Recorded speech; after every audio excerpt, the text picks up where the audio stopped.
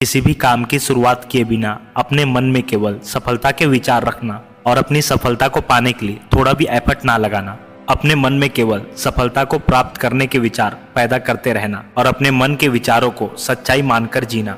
अगर आपके साथ भी ऐसा होता है तो संभव है कि आप भी ओवर थिंकिंग के शिकार हो चुके हैं।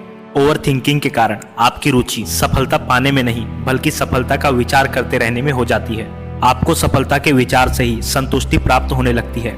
आप अपने विचारों पर वर्क ना करके आप खुद को अपने मन का गुलाम बना रहे हैं, जिसके कारण आप चाहकर भी किसी काम की शुरुआत नहीं कर पा रहे हैं। ज्यादा ओवर थिंकिंग करने से हम अपनी वर्क एबिलिटी खो देते हैं, जिसके कारण हम कोई भी काम को अधूरा छोड़ देते हैं और फिर डिप्रेशन में जीने लगते हैं। ओवर थिंकिंग की वजह से हम इस घमंड में जीने लगते हैं कि हम कोई भी काम को दूसरों से ज्यादा बेहतर तरीके से कर सकते हैं। ओवर थिंकिंग के कारण हम अपने आप को जरूरत से ज्यादा इंपॉर्टेंस देने लगते हैं।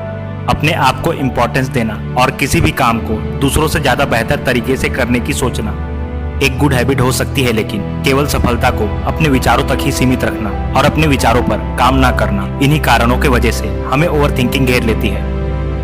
ओवर थिंकिंग केवल आपके मन में ही चलती रहती है। उन सब विचारों से आपको न ही प्रेजेंट में फायदा होगा और न ही आने वाले फ्यूचर में, क्योंकि बस आप सोचते रहेंगे और अपनी नॉलेज को किसी चीज पर अप्लाई ही नहीं करेंगे। तो फिर ऐसी नॉलेज का होने का क्या फायदा।